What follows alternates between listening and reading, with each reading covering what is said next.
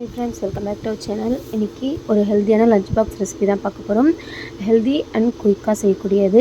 கடாயில் எண்ணெய் ஊற்றி 1/2 டீஸ்பூன் கடுகு, 1/2 டீஸ்பூன் சீரகம், ஒரு கொத்து கருவேப்பிலை எல்லாம் போட்டு தாளிப்பு ரெடி பண்ணிக்கோங்க. 10 பல் பூண்டு தட்டி வச்சுருக்கேன், அதையும் சேர்த்துக்கலாம்.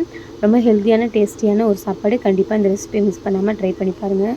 ஒரு டீஸ்பூன் கடலைப்பருப்பு, ஒரு 6லேருந்து 7 முந்திரி பருப்பை குட்டி குட்டியாக உடச்சி வச்சுருக்கேன், அதையும் சேர்த்துக்கிட்டேன். கடலைப்பருப்பு வந்து நல்லா மொறுமொறுன்னு கிறிஸ்பி ஆகட்டும், கடிச்சு சாப்பிட்றதுக்கு நல்லாயிருக்கும்.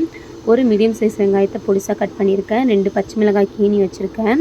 பச்சை மிளகாய் ரொம்ப வதங்க வேண்டாம், பசங்களுக்கு கொடுக்கறதுனால பச்சை மிளகாய் கொஞ்சமாக வதங்கி லைட்டாக காரம் ஏறினா போதும். பசங்களுக்கு லஞ்ச் பாக்ஸில் பேக் பண்ணும்போது பச்சை மிளகாய் இல்லாமல் பார்த்துக்கோங்க. காரம் சாப்பிட்டாங்கன்னா அன்றைய லஞ்ச் மெனுவே ஸ்பாயில் ஆகிடும். ஒரு மீடியம் சைஸ் பீட்ரூட் துருவி எடுத்து வச்சுருக்கேன், அதையும் சேர்த்துக்கிட்டேன்.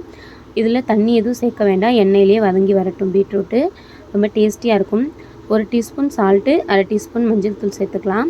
சேர்த்துட்டு ஒரு 5லேருந்து 10 நிமிஷம் மட்டும் மூடி போட்டு வதங்க வச்சுக்கோங்க. அப்படி இல்லைனா ஓப்பன் பண்ணலையே எண்ணெயிலேயே வதங்கி வரட்டும், தண்ணி சேர்க்க வேண்டாம். ஏற்கனவே ரைஸ் குக் பண்ணி வச்சுருக்கேன். 100 கிராம் ரைஸை குக் பண்ண ரைஸ் சேர்த்துக்கலாம்.